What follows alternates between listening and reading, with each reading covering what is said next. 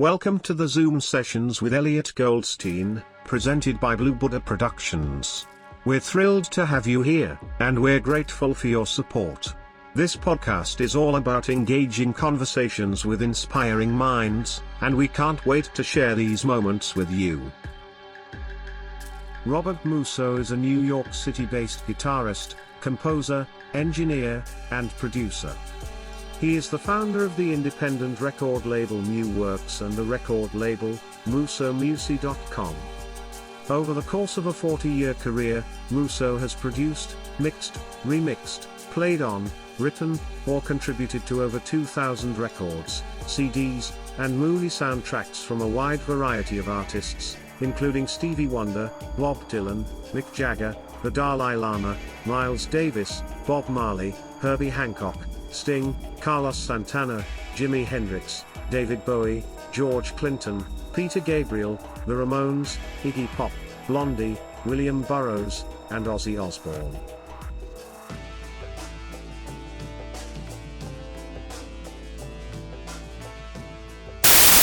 So you're in New York now? Actually, I'm in New Jersey. I'm at my second home, my wife's place, and my second home studio in my guest room. Okay. And what part of Jersey? We're in Point Pleasant. Borough. Okay. I used to live in Marlboro. Oh, wow. Sure. Yeah. Yeah, I lived in Marlboro. I used to manage, I was part of the management team at the Meadowlands. Oh, wow. For a good number of years. And I actually started on Long Island at a little place called my father's place. Of course. Yeah, I know you know my father's place. And I started out with Epi over there, and I eventually started managing bigger venues, across the country. And that's what I did for my my working career, so to speak. And so here we are. Great. Did you know I also worked at the Meadowlands for about 2 weeks? Did you? Yeah, I got hired by the NFL to be a on-the-field frequency coordinator during Super Bowl 48. Really? Yeah, so I was on the field during the Super Bowl doing coordination because I'm a engineer, certified broadcaster. Yeah, of course. Yeah, wow. So that was after the new Meadowlands opened, right? Right. Yes. Yeah. Yeah, I was gone by then, but that was the main reason why they did the whole restructure of the Meadowlands to get the Super Bowl. Right. That was the deal. Yes, I know. They got it. Well, yeah, wow. So let's talk about you a bit. You went to Rutgers, so you're a Jersey. I actually used to during my off time in sports and entertainment, I ran the Rutgers Medical Center of the university, which is, I think it's called Woody's now. There's Johnson, is the Johnson whatever now. That's right. But, it's on the right on the Rutgers campus. So yeah, I spent a lot of time at Rutgers as well. So based on your your resume is incredible. You've worked with everybody from Iggy Pop to the Dalai Lama, and everybody in between. And I know you were part of I guess it was the Material team that discovered Whitney Houston, right? That was the Bill Laswell days, and so how did you get it all together? You're a brilliant guitar player. You have some incredible albums out there. There's pretty much 3 different facets of your recording, right? There's you, then there's the stuff you did with Machine Gun. Then you got into that whole esoteric ambient world. So I mean, you've been all over. What were some of the challenges and the rewards of all the different facets working together? There were no challenges in all of that because I was really into all of those styles of music, and a pleasure to take a break from one thing and go into another area and bounce back and forth. So that was great. Um, Challenges, it's just the normal musical challenges that you would have putting together a project, whether it's with musicians or scheduling or the recording details. Um, in general, really was a very natural progression for me. It just felt right, and so that's the direction that I usually go in. When things feel right, that's the direction I move, and things have worked out pretty well. Well, they did. Your albums are brilliant. There's not a bad album in there, Thank and you. you've done it quietly. A lot of It's always about the music. yeah, Where I sell lots of copies or become incredibly popular is not really that important to me. I'm just really into music and making good music and helping people out and helping people make good music. And if right. then I'm cool. Mission Yeah, accomplished. I That's mean beautiful. you're still out there playing. I know you played a week or two ago in Jersey, That's and right. obviously it's in the DNA. It's obviously in the DNA, and MuWorks Records is yours, and you formed that in mid '80s. Yeah, mid '80s. It started out as being called MuWorks, and now it's Musso Music or MussoMusic.com is the website. But yeah, Okay, it was originally in the '80s to release improvised music, which was really hard to distribute or get out in those days. And so um, I just realized if I wanted something done, I should probably do it myself. And so I went through the whole process of starting a company and getting people to help me out and learning about the other side of the music business with distribution and all of the business side with all the codes involved and all of the involvement of all the business world that has to happen for the music side to happen. and now what do you feel about the way music the record industry is running now? Distribution is so different now than it used to be. There's a handful of distributors, and instead of having 100 reps in one city, one state, there's 100 reps throughout the world now. It's a whole different game. Um, how do you adapt to that? You have to be resilient. You really have to be up for change. You have to be adaptable and make sure that you can move your entity and your vibe to what is relevant nowadays. And that goes with anything in life. And so I had to do that with the company. At one point in the, I guess, early '90s, we had, I think, 3 or 4 distributors go out of business on us in about a 2-year period. And, that was tough because all of a sudden, all of that revenue stream income was not there anymore. And, that was the beginning of the change. And I saw the online digital situation start to happen. And I realized that was certainly going to be the future. And I try to not make a lot of physical product anymore because whatever I can't sell ends up sitting around, and that's no fun either. And it was a challenge to transcend uh, the the transition of the music business, which is still really happening. And the Mhm. state of business now is obviously very different than it was in the '80s and '90s. We used to have gigantic budgets, and Right. if crazy idea, people would say, "Oh man, that's a great idea. Here's a chunk of money, go and do it." And it would be great. And we would actually do it. And it was wonderful. And those budgets are not there anymore. Right. And even to get a normal budget to record in a studio, I've heard record companies say, "Well, record the drums in the studio, do everything else in your home studio, Yeah. and then we'll get somebody to mix it." So Who I've seen. and who's doing your distribution now? Do you have a distribution arm now? Is there anybody? Yes, I I use City Hall. It's oh, who. sure. I know them. I've been using the Orchard for years now. It's probably been about 2 decades, and they're good for the worldwide reach. You Oh, know, they really? they really make sure that somebody in Argentina or the Philippines can have access to my music through the local distributors in in those areas. And so in that respect, it works. Okay. I still have my websites, MussoMusic.com and RobertMusso.com. I try to point people in the direction of where they can buy the music, and that keeps on changing, because all Yeah, of a of sudden course. the rules change, and it's like and so I'm actually in need now of changing some of those links on my website to point to more relevant links, but you can't do everything all at the same time, so it's on the list of things to do. Yeah. And you're on Bandcamp. Excuse me? You're using Bandcamp? Yes, to a certain extent for some of the new releases. Yes, yeah, the Yeah. newest release, the MWM.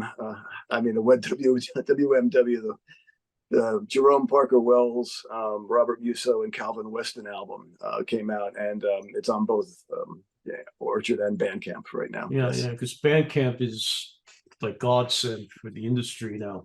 It's really the go-to. Okay, Yes. let's talk about Machine Gun. Okay. You took that from Peter's '68 album, Peter Brodsman, right? That was his 1968 album, and Yes. Peter, we lost Peter a few months ago, right? He passed away recently. And Yes. how'd you get involved with Peter's? How'd you discover Peter's music so early? I know you were an advocate of his music. Yeah, I go through musical phases in my life, and so when I go through a phase, I'll just try to listen to as much as possible, and that started earlier on, with the Beatles and the Stones and the Who, and then through jazz and ethnic music and world music and all sorts of crazy in between genres. And so I've always been into basically educating myself and finding out what's going on. And when I got turned on to more of the free jazz improvised world, because I was into Grateful Dead bands, I'm playing Grateful Dead in Allman Brothers bands when I was in high school and college, and I was into improvising then. And so when I heard free jazz, it kind of blew my mind. And and FMP Records was a big, oh my goodness, there's a whole label doing this incredible music, Right. and so I was really turned on to it. And when I first heard the album Machine Gun, it really knocked my socks off, as the saying goes, because it was so aggressive and so incredibly improvisational and deliberate. It was like everybody knew what they were doing and they wanted to do it. It sounds like when I heard that, and I loved it. And so a lot of people think that I formed my group Machine Gun after the Hendrix song, but it really wasn't. It was Peter Brodsman. Brodsman, yeah. And we'll talk about Hendrix in a minute, because you've also been involved with some Hendrix material, right? That's correct. Yes. Yeah, we'll get to that. So Machine Gun is so different than your solo work. Your solo work tends to be, I love your solo albums. They tend to be more ambient, more peaceful. And then Machine Gun is boom, boom, boom, boom, boom, boom. It's just, an entire different world. Yes. So you've worked with Tom Waits. And Tom is, he has a distinctive voice, the poetry, the whole bit. How was interacting with him? And did Oz Fritz work on those albums with you? No. I worked on the Rain Dogs album, Okay. and I think Oz worked on the albums afterward. Yeah, he did. Yeah, and Oz did not work on the Rain Dogs record. That was done before the albums that he did. And Tom was great. I was a Tom Waits fan before I ever met Tom Waits. Yeah, we all were. Yeah, he probably figured it out. But it was great. I had a really great time working with Tom on that album. And there's so many funny stories that happened. Like, even when I first met Tom, I actually met him at the donut shop on 42nd Street. Oh, really? Yeah, where the hookers were like right next. Yeah. They had the names of the donuts. Yeah. And so I'm talking Tom Waits about our future record, which of course nobody knew it was going to be named Rain Dogs then. And I'm looking at the girls sitting next to us and talking to Tom Waits, and that's how I met Tom Waits at the donut shop in Times Square. Wow, that's pretty wow. I was friendly with Chucky Weiss. Oh yeah, sure. Yeah, Chucky. Yeah, and Oz tells me some great Tom Waits stories too. I spoke to Oz about a week ago. You work with the great Ginger Baker as well.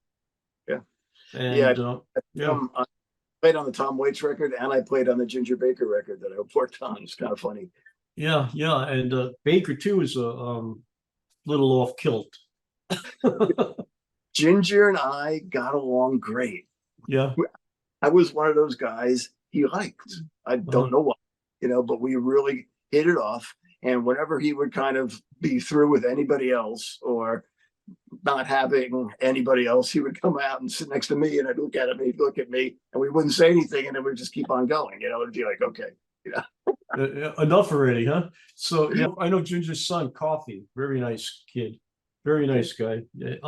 Anyway, you've done albums after the fact with concerning Miles Davis, Jimi Hendrix, Bob Marley. A lot of those albums you did with Bill, right? Those are some Laswell. That's correct. Productions. How do you approach those artists after, with respect and creativity? How do you put your touch on those albums without any type of feedback from the artist, and just do it so with such you could tell you loved what you were doing, that you really got involved in those. What was the process? How did you get into their heads? Well, I mean, first you must know the music. Yeah. With each of those artists, I was extremely familiar with the whole catalog, and so including bootlegs and things that never got released. And so I was very familiar with their musical styles, their phrasing, the keys that they used to like to write and play in, and all sorts of aspects about their making records. And so with that basis of knowledge about each of the artists, that was the understanding that I started with to build on. And then from that basis, I evaluated what we had on tape to work with. And then Bill and I together came up with ideas of combining different aspects of different things that we found on tape to create something new. And it was with very much respect to the artist to make sure that we didn't come up with something that was out of character or questioned by a fan later on. So we really wanted it to be correct on a lot of levels. And so it took a lot of time and understanding and thought, and making sure that not only the music was correct on just a academic level, but also on a feeling level, that it just felt right for somebody who doesn't know anything about music, that it felt like this sounds like a Bob Marley record. Oh, this sounds like Jimi Hendrix, and it sounds like the other Jimi Hendrix records, and it's different, but it's not too different and too out. And so it was with a lot of respect is what it really comes down to, and understanding of the music that we approached those projects. Because they were deconstructed. You guys took them apart piece by piece by piece, and then just brought it back. It was just incredible. You also did the Santana piece, right? That's correct. Yeah. Yeah, and that too is just you could tell it was a labor of love. It must have been so. It's them, but it's you. Yeah, we did. There's a lot of work that went into those albums, and a lot of edits that you'll never hear. Little subtle things that were put together that just fit perfectly, and it did turn out well. So I'm happy about that. Yep. Okay. Now, are you registered as a New York City 9/11 first responder? I am. I was there when the towers went down. I was actually getting ready to leave to mix a one of my songs on a solo record, and all the bridges and tunnels closed, and I couldn't leave town for a while. But I got very annoyed because that's what New Yorkers do when somebody messes with their stuff. And I have a lot of first aid and a lot of other training. I used to volunteer at hospitals and things, and so I wanted to see if I could help. And so I started to volunteer, and it turns out that I was one of the few people who lived below 14th Street that actually had a car. And so I was driving medical people and workers down to the site and bringing up medical supplies and dropping them off to the Javits Center that people were donating. And I did that all day the day afterward and a few days after that. So yeah, I helped out. You've been associated, either played or mixed or produced over 2,000 albums. Yes. Wow, 2,000 records. A lot of movie soundtracks. You've been in every continent in the world except one. Yep. Do you know what that one is? Antarctica.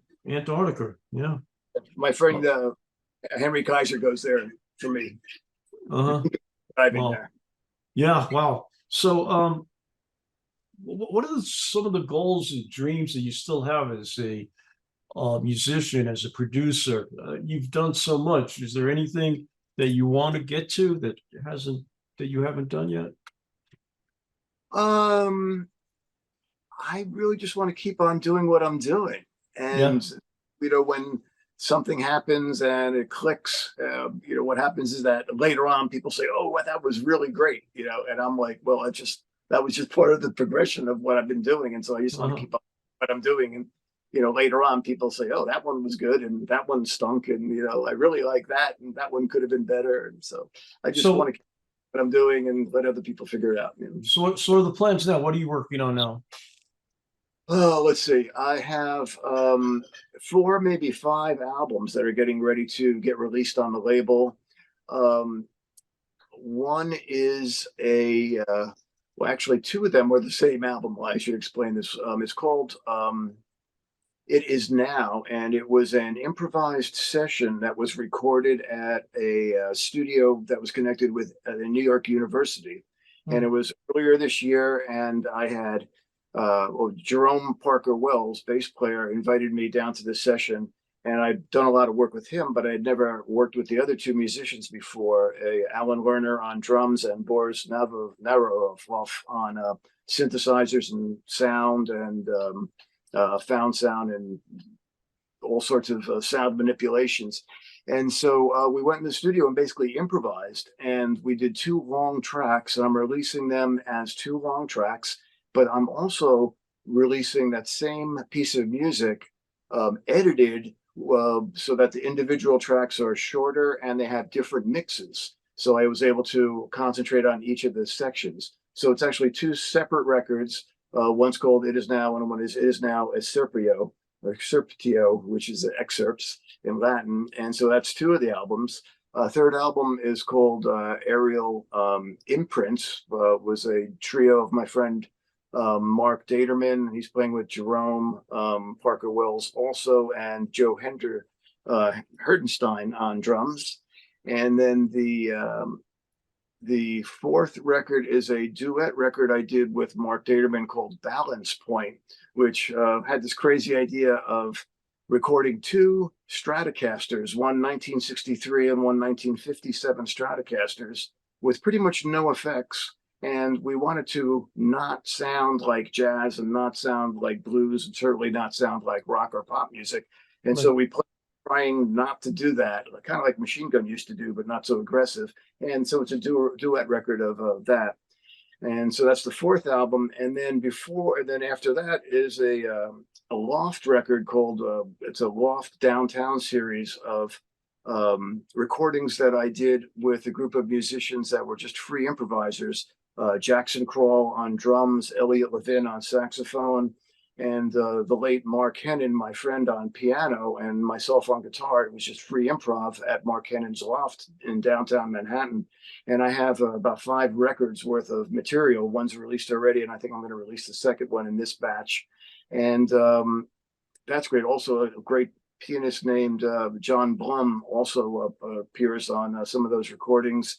And so all those albums are coming out, and I just did the 2 gigs, one with Alan Gowa, and one with John Ritchie, and another one I did a tribute to Dan Petroni at the Bond Street Bar in Annesburg Park, and been keeping busy. Wow, you sure are keeping busy. So the piece you did with Alan Gower, will that be released? That'll be released as well? That was a live show I did Right.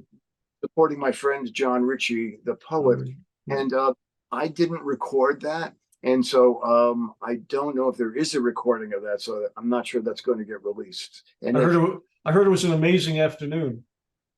Excuse me? I heard it was an amazing afternoon. It was. It was a great show. It was very cool. Jerome played, Alan played, I played, and also Bob Ramos on percussion. All played and backed up John Ritchie, and it was great. It was a great crowd, and everybody. I heard that you and Jerome will like rip the place apart. It was incredible. That he's such a great bass player. Well, that's good to hear. I'm not sure we ripped the place apart. It was I just heard, yeah, I know, but I just heard it was in just incredible music was happening. It was just great soundscapes. Thank you. Yeah, we try to be supportive of whoever we're working with. Yeah, that's amazing. So what was it like being in the forefront of this whole esoteric music world when you worked with Bill Laswell and everything? That was a whole new concept. It was a whole new, I hate to use the word genre, but it was a whole new musical force that came out of all of that stuff.